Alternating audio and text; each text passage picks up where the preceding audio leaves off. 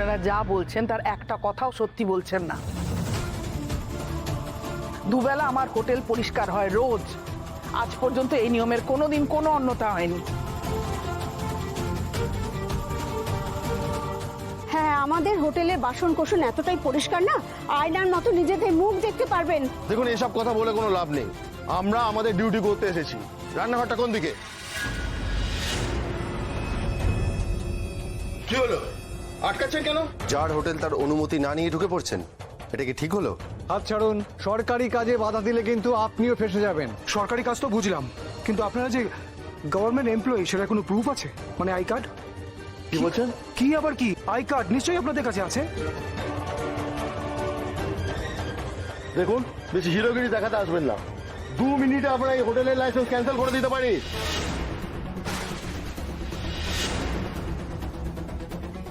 দেখুন, এই হোটেলের ঝাঁপ বন্ধ করতে না আমাদের একটা তুড়ি যথেষ্ট। বাহ, এলাম দেখলাম আর ঝাঁপ নামিয়ে দিলাম। আচ্ছা, আপনি তো খদ্দের, আপনি এর মধ্যে ঢুকছেন কেন? আপনারা এখানে ঢুকে এসে যা খুশি তাই করবেন, এসব এখানে চলবে না। দেখুন,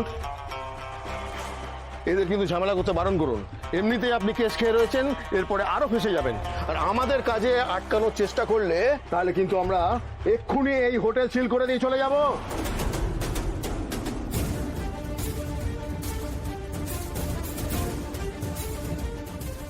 দাদা দাদা কি করছেন কি? আমরা আবহাওয়া কাপড়ে রান্না করে ঢুকি না। জুতোটা দয়া করে খুলুন দাদা। দাদা জুতো পরেই ঢুকবো, আমাদের নিয়ম শেখাতে আসবেন না। ধরা চালের ভাত, হ্যাঁ? এই নাও রুটি। রুটি কোয়ালিটি। সবজি দেখি। আমরা আপনি না এরকম করে অনেক বন্ধ হয়ে গেল সবজি, এই সবজি ব্যবহার করেন আপনারা।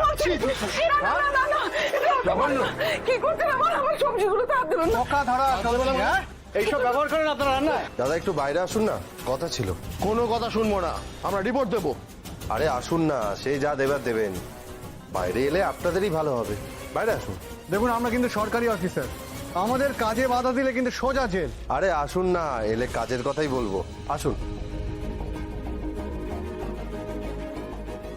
শুনি কি বলবেন।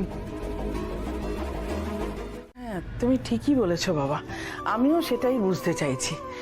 কিন্তু তুমি কি এমন করলে যে এরা বাঘ থেকে একবারে ভেজা বিড়াল হয়ে গেল? আমি কিচ্ছু করিনি, ওদেরই ভুল হয়েছিল। ওদের যাওয়ার কথা ছিল ঋতুপর্ণার ভাতের হোটেলে, ভুল করে চলে এসেছে অন্নপূর্ণার ভাতের হোটেলে। একটু ছোটখাটো গন্ডগোল হয়ে গেছে, তাই কমাটা মাঝে চলে গেছে। যান, এবার আপনারা আপনাদের মতো কাজ করুন, আমরা যাই। কি চল। নিন, এই শাড়িটা ফেলে যাচ্ছিলেন তো? বাড়ির জন্য কিনেছিলে? আপনার বাড়ির জন্য। মাসিমা, এটা আপনার জন্যই কিনেছিল ওস্তাদ। হ্যাঁ, আপনার জন্য। আমার জন্য কেন? ওস্তাদের না এক স্বভাব, জানেন তো। এই সামনে পুজো আসছে, ব্যাস বয়স্ক মানুষদের শাড়ি দেওয়া শুরু করে দিয়েছে। আর এটা কিন্তু কালী পুজো অব্দি চলে, জানেন তো। এই মানে আমাদের ওস্তাদ মানে খুব শ্রদ্ধা ভক্তি করে বয়স্কদের, তাই এগুলো করছে। নিয়ে নিন মা, নিন।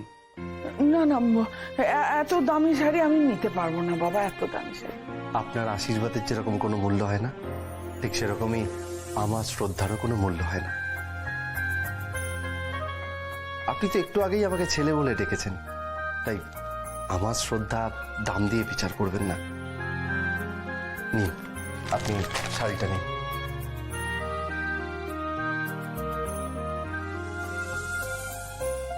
অন্যমা, এবার 2 হাত তুলে ওস্তাদকে আশীর্বাদ করে দিন তো, যাতে ও যাকে পছন্দ করে তার সাথেই যেন বিয়েটা হয়।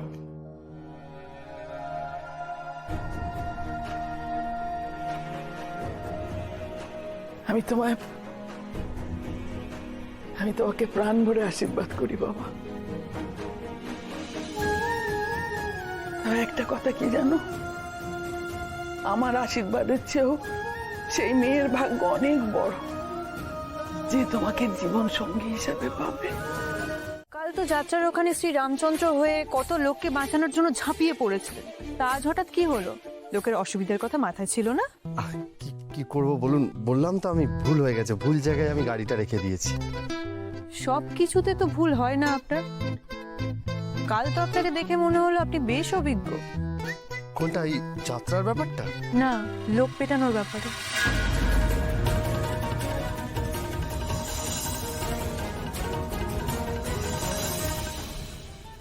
সবসময় আসলে মারামারি করি তেমনটা নয়, কিন্তু কি বলুন তো, সেদিনকে অনুষ্ঠানের প্রধান অতিথির ওপরে হামলা হচ্ছে, কি করে সেখানে চুপ করে থাকি, তাই একটুখানি হয়ে গেছে আর কি।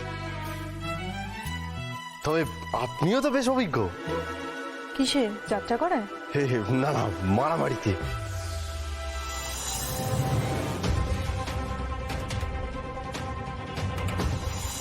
ওই যাত্রার পরে আপনি যে শালটা পেলেন, সেই শালটা জড়িয়ে এমন মার মারলেন না একজনকে, মনে হচ্ছিল হাঁক দিয়ে ডেকে বলি, স্নেহা এদিকে আসুন, দুজন মিলে কয়েকজনকে মেরে লাট করে দিই। রক্ত গরম হয়ে গেছিল। হয় এরকম রক্ত গরম যখন দেখি কেউ আমার সাথে ফালতু ইয়ার্কি মারছে।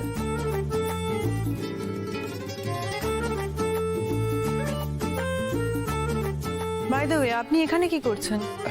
একটা জিনিস দিতে এসেছিলাম। কি জিনিস? এই হেলমেটটা। এটা তো আমি সঙ্গে করে নিয়ে এসেছিলাম। ও, আপনি নিয়ে এসেছেন? আমি তাহলে যদি হেলমেটটা সঙ্গে করে নিয়ে আসি তাহলে আপনি কি দিতে এসেছিলেন? আমি কি দিতে এসেছিলাম? কি দিতে? ও, আমি কিছু দিতে আসিনি, আমি একটা কথা বলতে এসেছি। কি কথা? আমার মাকে কালকের ওই গুন্ডাগুলোর হাত থেকে বাঁচানোর জন্য ধন্যবাদ। ধন্যবাদ কিসের জন্য? এই রে, এবার কি করি?